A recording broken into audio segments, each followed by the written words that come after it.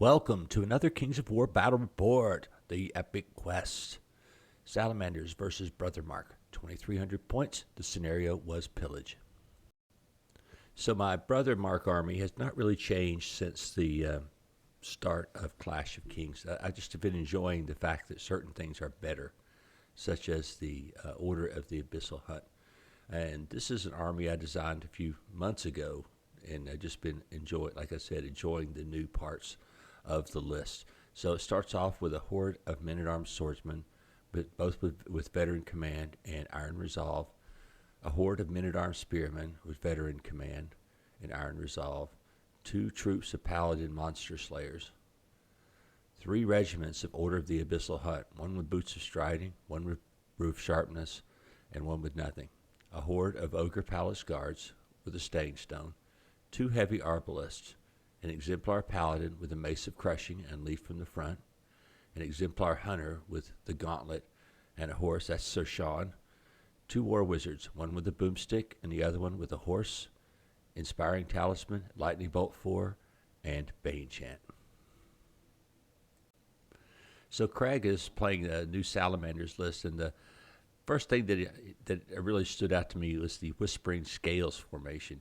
It has 2 regiments of primes, a battle captain with the Path of Fire upgrade, and gives you all sorts of stuff. Scout, stealth, just crazy good. And then the battle captain gives them, of course, the aura of Pathfinder, and then inspiring. Then he had 2 hordes of tyrants. I think one had Blessing of the Gods, and the other one had striding. 2 battle captains mounted, I think one with slashing and one with crushing. A regiment of ancients, 2 regiments of young bloods, 2 troops of geckos, 2 battle captains on Rhinosaur, and a horde of geckos with the hammer of measured force. So in this game, Craig out-deployed me. I usually have more drops than most people, but this was really strange for me not to have to be able to out-drop people. Over here on the left flank, I put just a unit of the paladin monster slayers and the horde of spearmen. Opposite the monster slayers was a troop of geckos, I think one of the battle captains, and then the other guy on the Rhinosaur. So it was pretty hard push on this flank over here to try to stop me. And then in the middle, excuse me, he had the whispering, whatever they are, whispering feathers, whispering panties, I don't know what they're called, formation, and they scouted forward along with their captain. And behind them were 2 units of young bloods, or whatever they're called. And so they were deployed forward fairly quickly. Over to their left was a regiment of ancients, and then finally a big unit of tyrants over there with the phoenix behind them, and then the horde of geckos with the hammer of measured force. On the far end is the battle captain on the Rhinosaur to try to flank me. And what I did to the middle here was I put the palace guard in the edge of the woods, because at worst case that, if he had to charge through the woods, he would be doomed to fighting those suckers. And then the unit of swordsmen. And then I piled all 3 units of knights together along with the Gandalf wizard. So that makes for a pretty tough unit to deal with there. And then finally the last unit of paladin foot knights over there with the monster slayers, I guess is what they're called now. And they were up on the other end. The most important thing is I put Sir Sean over there with the knights to be able to handle either the phoenix or the Rhinosaur guy. So I got the first turn, and over here on the left flank, I just basically echeloned back. I had that nice piece of, it wasn't impassable terrain, it was just difficult terrain, but I didn't want to catch any of those nasty units being able to charge me unhindered. And so that was the idea there, that I would try to kind of rally around that piece of terrain. Craig obviously looked like he was going to pile both flanks, and then had a strong center with all of those Salamander primes and young Salamander primes, or junior ones, whatever. I went ahead and moved the palace guard into the edge of the woods, just putting their base in there so that I could see to support them. The swordsmen moved up. And then all of a sudden, all 3 units of knights moved together. They were kind of stacked against that tower, but there was really no reason to go around the other end of it, because I think I would rather them just be kind of jammed up just a little bit. And I forgot to say in the opening thing about the ballistas were there, but I shot at one of the Salamander prime units and forgot about that they had stealthy. I only did 1 wound, so oh well. But that's a lesson I'll know next time, is that, and I learned this game, is after that I started sniping at the Rhinosaur and the tyrants in the game, because they were much easier targets. I didn't have to worry -1 to hit. So I was really happy with my first turn. I think I threw some spells too, but nothing really big happened. So this game, Sir Sean the Delicate actually had something to do. He could go grab single characters, or he could go grab monsters, and he sprang forth from the rest of the knights and moved forward to valiantly try to slay one of those big dragon things that the Salamanders had. You can see behind him there's one of Carl's excellent damsel figures, and she was basically what Sean and I call a Gandalf wizard. She has lightning bolt, Bane Chant, and mounted on a horse, along with the inspiring talisman. So that was my inspiring source for that end of the army. And it's always a really good choice. I mean, I would say that 90% of my armies, that's like the first thing I put in it of anything, because it's always useful. So really like having the Gandalf wizard in there. So for Craig's turn, he moved everything up boldly on what would be his right flank, over here next to the house. I mean, I was outmanned on that flank. I had 2 units, against 1, 2, 3, 4, 5 units. So was not in good shape on this flank. But again, I had a plan using setting that piece of terrain as a pick, so to speak, to try to slow down people coming straight into my army. And so everything else moved. I think that all the rest of the guys in the middle just moved up to catch up to the scouting units. And so then the ancients moved up and angled toward all my knights, because obviously they were a big threat. And in the forest, the Phoenix and the tyrants moved up, and I know he was gonna, because I knew he had striders, so I knew they were gonna come thundering into me in just a minute. And I guess the geckos came in on one side. The geckos with the measured force is a really good unit, but I really think that there could be something different there that would probably work just as well.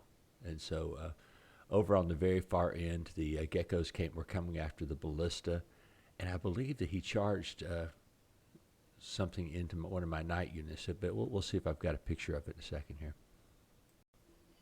Yes, he did. I guess he charged 2 of his battle captains, 1 into each unit of knights. And I put the cards behind everything because I wanted him to know what was what. The unit on the left had the Brew of Sharpness, and the one in the middle actually had the Boots of Striding. So I tried to do that because sometimes I'll forget in a game, especially when I've got identical units. So this time I was very smart and used my cards to put some stuff out there. And it looks like I took a little bit of damage from the battle captains on the left unit, like 2 or 3, which is pretty good. But the unit in the middle whiffed. And so that is going to really change what happens next turn, because now I have uninhibited charges into his tyrants, or the geckos, or even the ancients, just whichever unit I felt like I needed to try and take out. So in my turn on the left flank here, I actually just backed up. There was no reason to get charged by any of that stuff. I really wasn't scared of anything getting charged one-on-one. I just don't want combo charges to happen. In the middle, I moved the Ogre Palace Guard up into the woods to keep pushing him back, because you really have to respect Ogre Palace Guard. They are a really damn good unit. And so that kind of helped. It was going to help push him back away from that objective a little bit. And the swordsmen moved up to support them. And the swordsman, and I don't know if you could barely see him, but the paladin is there with them, that has the rally thing to help out the swordsman just in case they catch it one-on-one. The big thing was the Order of the Abyssal Hunt with the Boots of Striding. charged into the unit of tyrants in the woods along with Sir Sean the Delicate, and that's going to be a great outcome for me. Between Sir Sean the Delicate and the Order of the Abyssal Hunt, they easily destroyed the tyrant unit. I think I did 14 wounds or something ungodly to them, and that was very good. The other unit of knights that were kind of stuck behind them did charge into his hero that had charged into and whiffed the turn before. I was trying to get rid of him so he didn't do something silly again. The Order of the Abyssal Hunt with the Brew of Sharpness easily destroyed their foe in front of them, which is another one of the battle captains. So looking pretty good here. I did move the Foot Paladins, or whatever they're called, Monster Slayers, now up toward the objective, which was my point the whole time. I was trying to rotate around and try to go toward his objective there on this end, and then I was hoping that little troop could potentially hold this side of the table near the tower there, because I had that nice wall to help me out. This is a little bit closer up picture of what's happening in the middle and the left flank. You can see I've got him holding back the middle because of the threat of the Ogre Palace Guard. I mean, like I said, they are a really good unit and do not need to be taken lightly. And then you have the swordsman, and you don't really think of the swordsman as a powerful unit, but along with the paladin next to him, they have a tremendous leadership. They are a pain to get through, especially for a regiment to try to get through them of any sort. I mean, they're not anything great, nothing to write home about, but on the other hand, they do have they are very good at holding terrain and very good at holding things up. See, because now I can pivot with them in the middle and the palace guard, and then the knights can now start to swing toward that middle and pinch that part of the table out. So Craig was able to charge his unit, his horde of geckos into the flank of my unit of knights. I had failed to kill his lone hero that turn. I think I did 4 wounds, which is pretty good, but I fluffed the roll to kill him. His Eternals, his Ancients, I'm sorry, not Eternals. His, thinking about the movie, his Ancients backed up a little bit and angled to protect the flank of some of his other units, because I had a good line where I could have charged probably by them and got to the flank of one of his other primes or one of his Youngblood units. And so he backed up to, he'll let me charge him. But again, I've already blown the Boots of Striding with the unit in the woods. So they're going to have a difficult time hitting on 4s and wounding on 5s, trying to get through those Ancients. So that's not going to be good. His Rhinosaur guy moved up to either threaten the flank of the knights or to help deal with the unit of foot paladins that I have moved up. You can see he's got the objective at this point, but I'll be able to come in with, I'm hoping with the paladins. But I think something really weird happened here, like where I couldn't rotate my unit in to attack. So kind of crazy. So on my turn, I went ahead and moved the foot paladins up as far as I could, right next to his tyrants. I knew that they were going to get charged, but he was just like a quarter inch outside of my range, so he wasn't going to let me charge him. So I moved him up there to make him charge, because I didn't think he could rotate past to get to anything else. His other Rhinosaur Cav guy moved out along with the geckos, and I think the geckos had been wavered on the turn before. I think either by the wizard or by the one of the ballistas. He had moved his Youngbloods up, I know, baiting me into attack, but there's really not much I could do about it. I went ahead and charged them with the Ogre Palace Guards, and then in the very middle, the swordsman attacked one of his units, and I don't know if they were primes or if they were more Youngbloods. I can't remember. I think they were more Youngbloods, because they were the sacrificial lamb here. Even though that unit looks like a horde in the very center, it's actually 2 regiments that are side by side. And as you can see, I did slam both knight units into his Ancients to try to see if I can catch them. I mean, if I could get them in one shot, I think the game would have been over right here at this point in time. But those are guys are self-inspiring. They're armor 6, and then one of my unit was hindered on the right-hand side. I mean, if I'd had a clear charge with both, it would have been game over for them. But that was a hefty charge. It was a pretty good turn for me as far as being able to project things the way I wanted. You can see here the double charge from the knights into the ancients, and I didn't break them in one turn, much as I wanted to. The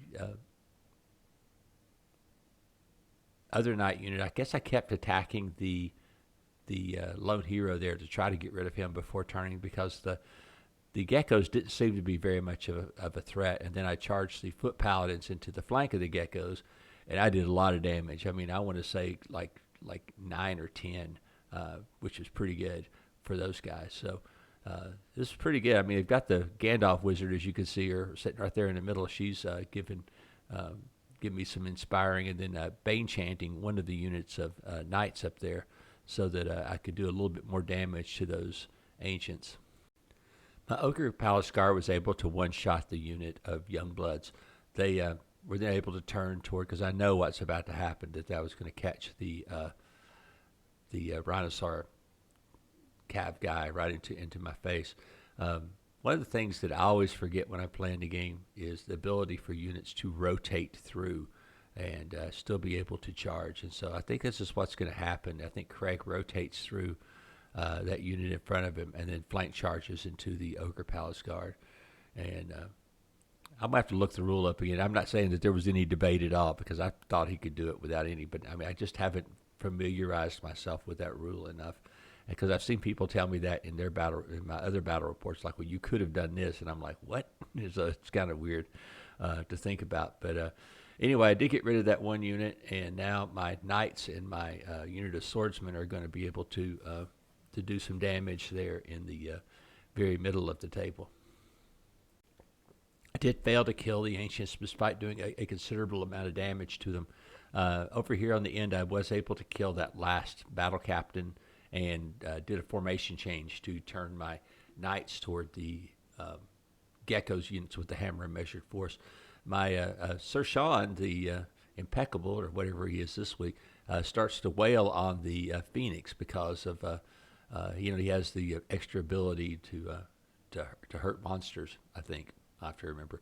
But anyway, he started to wail on the Phoenix. But the biggest thing was to keep him from healing stuff, and that was what was my goal, so that he couldn't heal anything or shoot a fireball on one of my units that are very vulnerable at this point in time. So pretty happy with how the turn went. I really wish I could have killed the ancients in one go, but hey, you do what you can.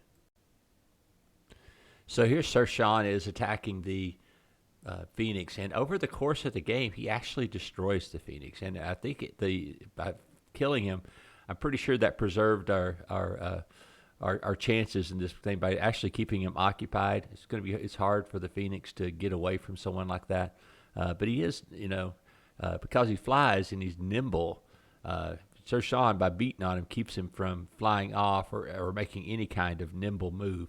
So that helps me a lot. I mean, basically all he could do is back up and turn, and that would be the best thing he could do. And then next turn catch it in the flank, and maybe then he could move off and do something else. But it was a good move getting Sir Sean into there. I mean, I rolled really poorly with him for most turns, and all of a sudden, like really toward the end, I rolled really high and be able to take the Phoenix off the table.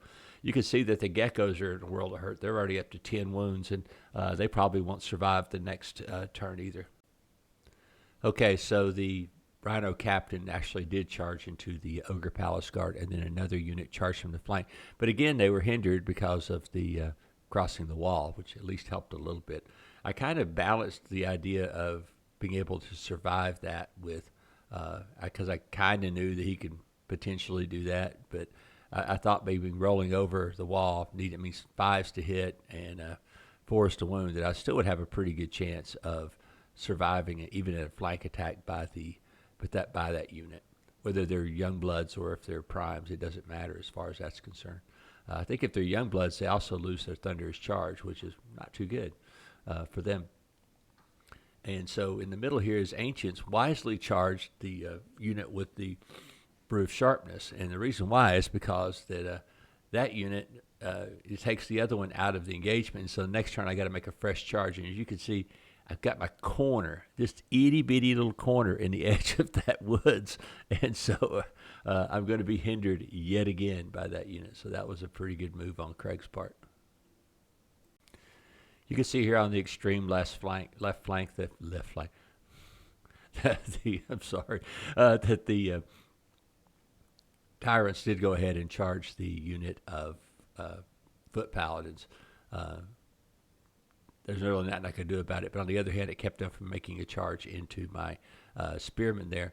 The unit of Ogre Palace Guards is going to be doomed this turn, I believe, and opened me up for some really bad things here in the middle. So over here on the extreme right, his Rhinosaur managed to, when he charged my unit of Paladins in the flank, managed to waver him, did 6 wounds, which is really good, but did not kill them. And then his geckos with the measured force got my knights up to 8, but I also survived that. So I was really fortunate here on some of these morale checks in this phase of the game, because that could have easily been everything on that flank wiped out in one turn if it had went the other way, or even losing one of the two would have been tragic, but losing them all would have been like game over. Okay, so after the melee, things were not looking very good for the home team here. His tyrants managed to destroy the foot paladins. Then his Rhinosaur had killed the palace guard, and then that left the other unit of, and I wish I could tell if those were young bloods or if they were regular primes, but I just did not know. So it's going to be really important for me to destroy some units in my turn in order to claw back into this, because as you could see a minute ago, my right flank was precarious. I mean, one good dice roll and that would have been gone. And now, my left flank is very seriously challenged, I should say, by what happened during the other turn. So some good things did happen this turn. That was the Ancients went ahead and nicely died for me. And that left both units of knights to do whatever they felt like doing on the following turn. In the middle, I believe I wavered the unit of Salamanders. I don't know if they're primes or young bloods right in the middle. I believe I wavered them this turn, and with the swordsmen. And the swordsmen, I mean, they're fairly hurt. They've got 6 wounds, but I mean, like I was saying, they have a really high leadership with the paladin there to steady them with his rally ability. One of the things that happened this turn was the Exemplar Paladin. Craig and I had to measure it twice. I couldn't tell if it was in range. He couldn't tell if it was in range, so we just decided to dice for it. I mean, it was that close. It was just, it was close. And then I was fortunate to get it, even though I was making a hindered charge into his Rhinosaur cab, because that guy would have easily wiped us out with a flank charge into my swordsman. So yet another dice roll went my way, and I didn't really think about this till after the battle, what would have happened if that dice roll didn't do what I wanted it to do. So that was another big dice swing for this game that kept me in it. This turn, the geckos did die, and the knights just basically reformed to face toward the battle captain on the Rhinosaur. And in my turn, even though I have Fury on the unit of Paladin Foot Guard, I could not figure out how to turn the unit to countercharge his Rhinosaur. So I just couldn't, and neither one of us could, and I was like, okay, let's just drop it. It's not that important. But I would have had to have slid his unit, and I don't think that would be legal. So, and then the building kind of kept me from turning the other direction. So we just let it go. It was, like I said, I just don't know how you're really supposed to do that, but I think we did it the right way, which was just left it alone and just told them to suck it up. So anyway, there's still a significant barrier to his units, because if he happens to jump in there and doesn't kill them off, it jumps in there to hit the knights and don't kill them off, then he's going to catch it in the flank and probably be destroyed. So anyway, kind of an interesting situation to deal with. But getting rid of the geckos was huge because of the amount of unit strength that they had. All right, so what happens is that I did waver the unit in front of my swordsman last turn, so they could not attack. The unit did charge me in the flank, but only did manage 4 wounds. And that's like I say, that's because they're hindered. And because the swordsmen have armor 4, which is 3. Yes, I agree. No, maybe those were young bloods, and so they had no crushing. I think that was the deal. And so they had lost their thunderous charge, and so they only did 4 wounds. So I was fortunate there. I mean, really fortunate there. His other unit of Salamander, I'm pretty sure these are Salamander primes that charged my knights with the brew of sharpness on them. and I believe got them up to 7 wounds, but they survived, and that's because the wizard was there with Inspire, right next to him, and so that's going to allow me to do a charge into their flank and eliminate them on the next turn. So over here on the right flank, it kind of went pear-shaped for me. So the Rhinosaur Cavalry guy went ahead and destroyed my unit of knights, and then the Geckos had managed to kill my ballista, and then came up and charged the foot paladins and destroyed them. So now they've grabbed that token there, which oh well, I couldn't do nothing about it. I was lucky that it didn't happen a turn or two sooner. But you can see brave Sir Sean over there still battling with the Phoenix and trying to keep it away from getting one of those tokens by just walking onto it. So yeah, over here on the left flank, my swordsman, my brave swordsman, managed to kill the unit in front of them and were able to turn toward that regiment of, I believe they are Youngbloods, but I'm not still not positive. I'm sorry. And my foot paladin was able to hold off the Rhinosaur guy for a little bit. The spearman, I just went ahead and made sure that he would have to charge, that I was within 3 of the objective, and that he would have to charge through that piece of difficult terrain to get to them. Either the wizard or the ballista, or a little combination of both, had managed to chip away at the tyrants a little bit and got them down to 3, I believe.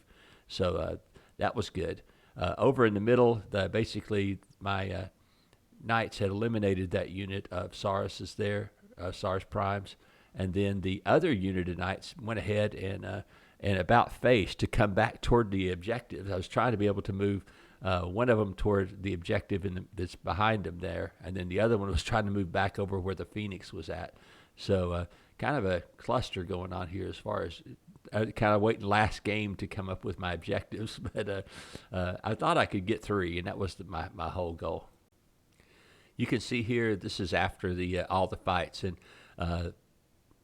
really there's only one of his Saurus units left, and I say I'm pretty sure that they are Youngbloods.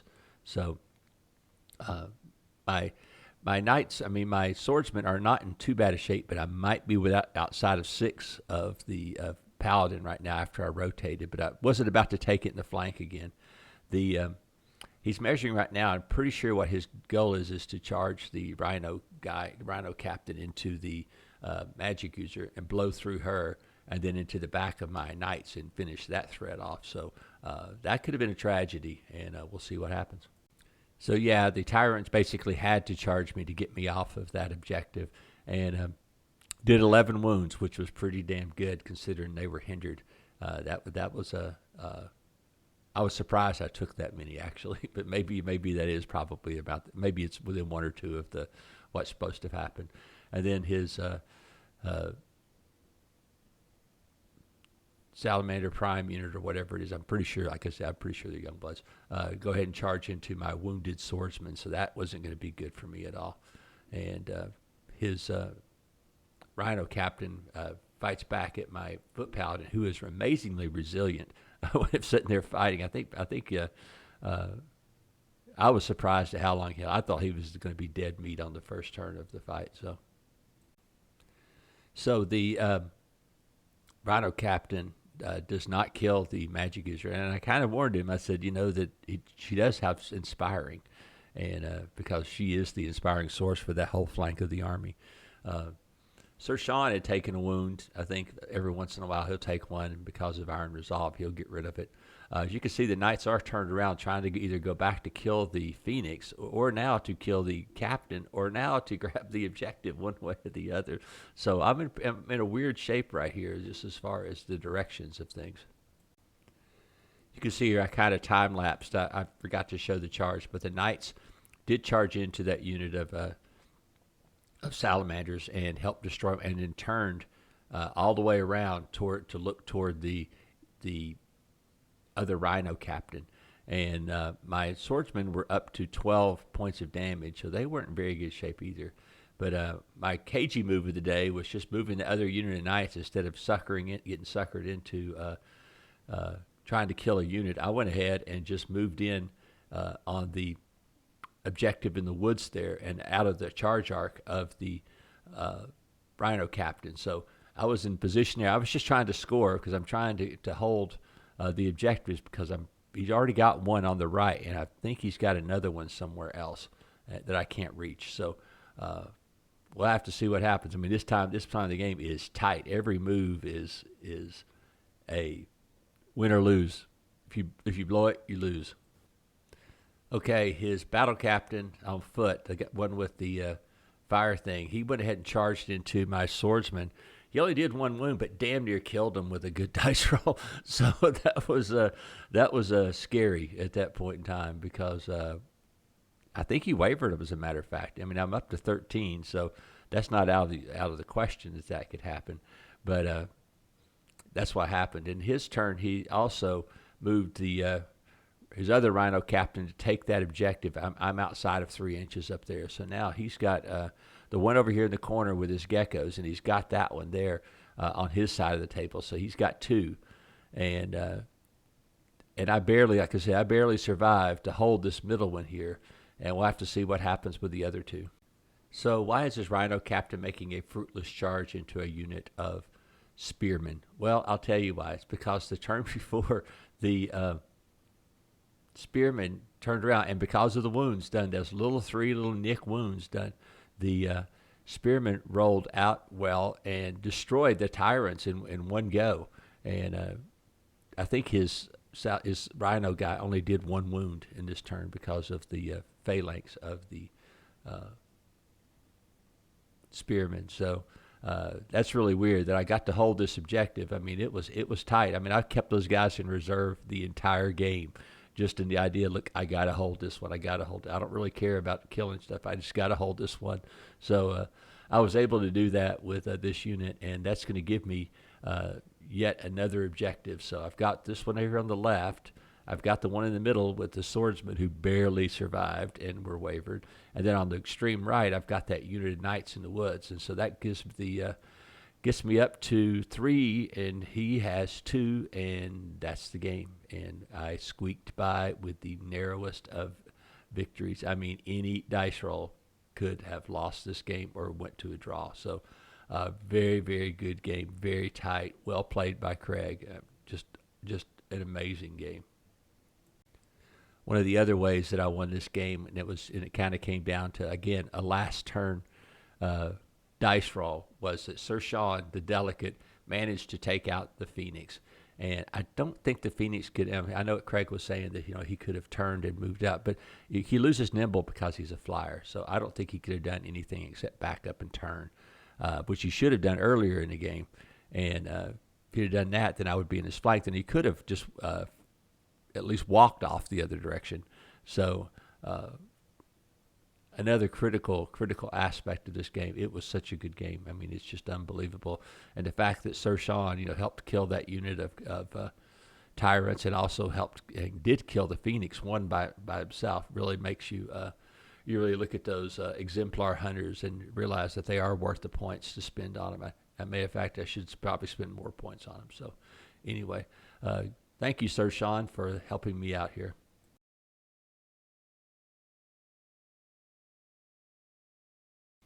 Wow, what a close game. It was definitely one of the closest games of the Epic Quest so far, where any dice roll would have made a difference. I mean, I was looking at Craig, and he had texted me, and he goes, I had 3 chances to win on the last turn, and none of the 3 turned out, which is usually what happens with me. But in this case, his dice kind of got him. Actually, probably not his dice so much, but me being able to break units that it was. He just didn't expect them to break, and I didn't either, to be honest. So anyway, this was, like I said, a great game between 2 friends, and we hadn't got to play in a while. He's been so busy with work that it's just been so difficult to get in some games. But just got to say about his list that I really like that new formation for the Salamanders. I mean, it makes the hero with them just that much better, with the inspire and everything else that goes with them. And the stealth, I mean, that caught me by surprise. And the scouting didn't really catch me by surprise, but once I realized they had scout, I was able to deploy a counter to counter their scouting ability. But it did put the Salamanders right in my face very early in the game. Not sometimes not such a good thing when the guy has a lot of knights, but that's okay too. But I did like that formation, and the hero with it was just so irritating. He nearly destroyed my unit of swordsmen on the last turn. If I hadn't had the veteran command upgrade, he would have destroyed it.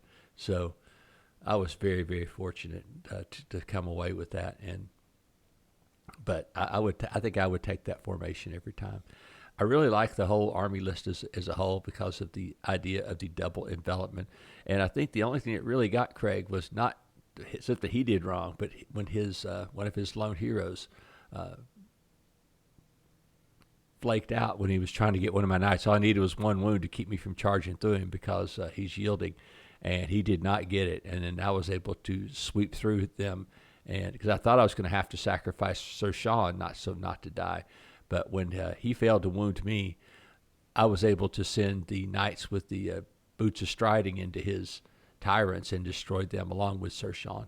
So that was just a fortunate circumstance. Otherwise, I don't know what I would have done over on that flank because I ended up losing most of the flank, as you saw during the game. But having a unit of tyrants over there would have definitely lost me the flank with the amount of swings and the amount of crushing that those guys have. But I don't know if I would have done anything different in Craig's. Maybe pushed harder against the spearmen early. I don't know. But spearmen, I mean, the infantry aspect of this Brothermark army is not, like I said, they're not super great, but they are hard to take out because of the amount of morale that they have. Such a high thing, and then adding the exemplar paladin in there for the rally on top of that, and just nasty thing to deal with.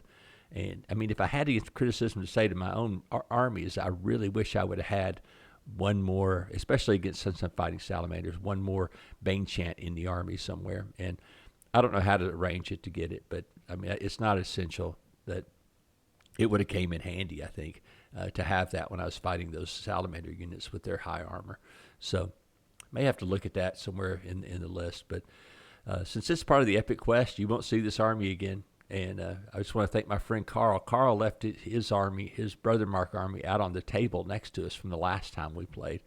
And so instead of dragging all of my knights out and basing them back up, because Carl was using my trays, so it was one of those things, just like I would have had to take all of his off and put all of mine on.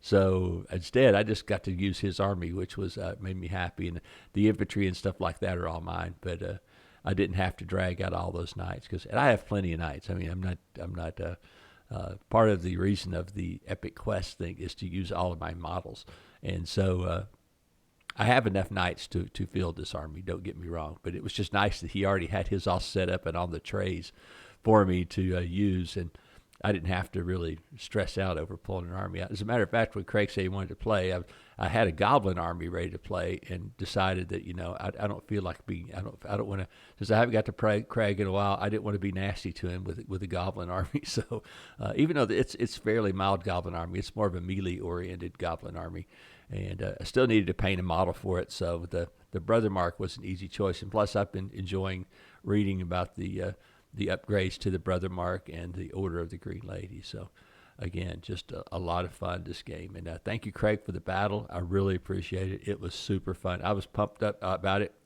2 days later, I was still thinking about how close that game was and how close, if one dice this way or one dice that way would have changed. It would have been, oh, my God. It was so close.